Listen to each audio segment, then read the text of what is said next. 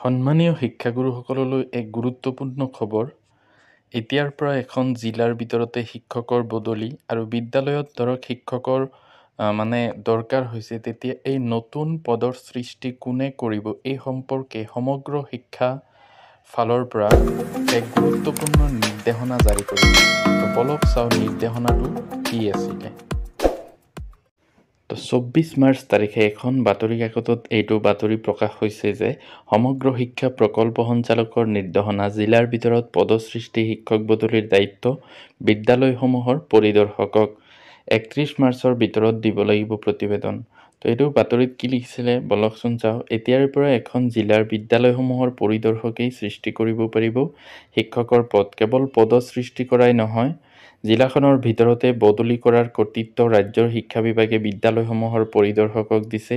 শিক্ষা সেতু এপত থকা তথ্যৰ ভিত্তিত বিদ্যালয়সমূহৰ পৰিদৰ্শকে বিদ্যালয়ৰ শিক্ষক আৰু শিক্ষাৰ্থীৰ অনুপাত পৰ্যবেক্ষণ কৰি চাই যিখন বিদ্যালয়ত শিক্ষকৰ প্ৰয়োজন আছে তালৈ শিক্ষক বেছি থকা বিদ্যালয়ৰ পৰা বদলি কৰি আনিব লাগিব শিক্ষকক এই নিৰ্দিষ্ট বিদ্যালয়খনলৈ। ইতিমধ্যে ৰাজ্যৰ সমগ্ৰ শিক্ষা বিভাগৰ প্ৰকল্প সঞ্চালকে প্ৰতিখন জিলাৰ বিদ্যালয়সমূহৰ পৰিদৰ্শক আৰু জিলা প্ৰাথমিক শিক্ষা বিষয়ালৈ এই সম্পৰ্কত নিৰ্দেশনা জাৰি কৰিছে। মিছন সঞ্চালকে প্ৰেৰণ কৰা নিৰ্দেশটোত প্ৰতিখন জিলাৰ বিদ্যালয়সমূহৰ পৰিদৰ্শকক কিমানখন বিদ্যালয়ত কিমানটা পদ সৃষ্টি কৰা হ'ল আৰু কিমানক বদলি কৰা হ'ব তাৰ সবিশেষ তথ্য 31 মাৰ্চৰ ভিতৰত শিক্ষা বিভাগক জমা দিবলৈ জনাইছে। এই নিৰ্দেশৰ পৰাই এটা কথা স্পষ্ট হৈ পৰিল যে অদূৰ ভৱিষ্যতে ৰাজ্যৰ বিদ্যালয়সমূহত নতুনকৈ শিক্ষক নিযুক্তি দিয়া নহ'ব আৰু শিক্ষকৰ বদলিকৰণ এখন জিলাৰ বিদ্যালয়সমূহৰ মাজত হ'ব। আনহাতে প্ৰসূতিকালীন ছুটীত থকা শিক্ষকৰ পদতো ছুটীৰ সময়ছোৱাৰ বাবে নতুন শিক্ষক বদলি কৰি অনা হ'ব। অৱশ্য এই সকলো নিৰ্ভৰ কৰিব বিদ্যালয়সমূহৰ শিক্ষক শিক্ষাৰ্থীৰ অনুপাতৰ ওপৰত। তো এইটো নিশ্চয় বুজি পাইছে কি কৈছে। এতিয়াৰে পৰা এখন জিলাৰ ভিতৰতে শিক্ষকসকলৰ বদলিৰ অৰ্থাৎ ট্ৰেন্সফাৰৰ সম্পূৰ্ণ দায়িত্ব IS অৰ্থাৎ DO মহোদয়ৰ ওপৰত।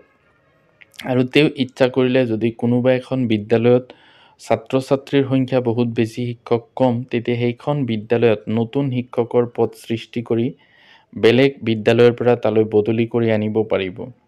আৰু এইটো আচলতে শিক্ষা সেতু এপ যে আছে তাত চাই পেলাই যে কোনটো স্কুলত শিক্ষকৰ বেছি দৰকাৰ তালৈ য'ত শিক্ষকৰ দৰকাৰ কম তাৰ পৰা ট্ৰেন্সফাৰ কৰি আনিব পাৰিব। আৰু এই সম্পূৰ্ণ কৰ্তৃত্ব IS মহোদয়ক দিয়া হৈছে। আৰু এই সম্পূৰ্ণ কামটো ক'ৰ পৰা কৰিব? শিক্ষা সেতু এপৰ পৰা। আৰু প্ৰতিখন জিলাৰ বিদ্যালয় পৰিদৰ্শকসকলক এইটো নিৰ্দেশনা জাৰি কৰিছে যে এখন জিলাৰ ভিতৰত কিমানটা নতুন পদ সৃষ্টি কৰা হ'ল আৰু কিমানজনক বদলি কৰা হ'ব তাৰ সবিশেষ তথ্য 31 মাৰ্চৰ ভিতৰত জমা দিবলৈ জনাইছে। গতিকে এইটো আছিলে এটা গুৰুত্বপূৰ্ণ